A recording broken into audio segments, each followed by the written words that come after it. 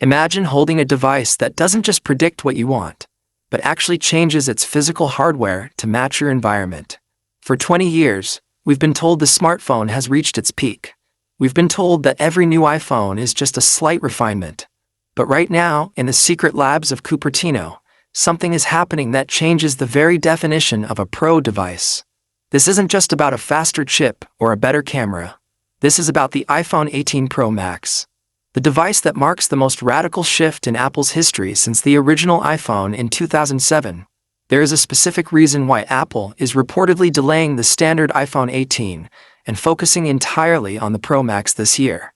There is a reason they are moving to a technology so advanced that even their biggest competitors, Samsung and Google, are years away from replicating it.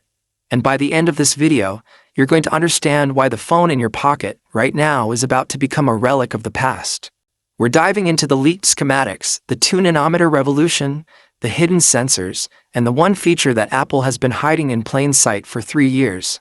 Let's start with the thing you look at 1,000 times a day: the display. For years, the notch, and then the dynamic island, have been the necessary evils of the iPhone. We've tolerated them because Face ID is the best in the business. But the iPhone 18 Pro Max is about to make that island disappear. Well, almost. Internal leaks from the supply chain suggest that Apple has finally cracked the code on variable transparency displays. Think about that for a second.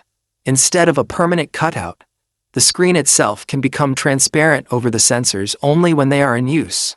This means when you're watching a movie or playing a game, you have a 6.9-inch canvas of pure, uninterrupted pixels. No hole, no pill, just screen. But the moment you look at the phone to unlock it, the pixels part ways, at a molecular level to let the infrared light through. This is the holy grail of smartphone design, and the 18 Pro Max is the chosen vessel for its debut. But why now? Why not last year? Because of the heart of the machine, the A20 Pro chip. This isn't just a number bump. The A20 is the world's first mass-produced 2-nanometer processor. To put that in perspective, the transistors on this chip are so small that they are approaching the size of a single strand of DNA. This allows Apple to cram billions of more transistors into the same space, leading to a 30% jump in efficiency. Efficiency is a boring word until you realize what it actually means for you. It means the iPhone 18 Pro Max is targeting a 40-hour battery life. We are officially entering the era of the 2-day iPhone. Imagine leaving for a weekend trip on a Friday morning and not even packing a charger. That is the level of confidence Apple is building into this device. They aren't just giving you a bigger battery. They are making the phone sip power so slowly that the concept of low battery anxiety might finally die. But here is where things get controversial. The camera. We've all seen the massive camera bumps on the back of our phones. They're getting huge, heavy, and honestly a bit ugly. For the 18 Pro Max, Apple is rumored to be introducing a variable aperture main lens. This is a mechanical marvel. Just like a professional DSLR camera, the lens on the iPhone 18 Pro Max will physically open and close. Why does this matter?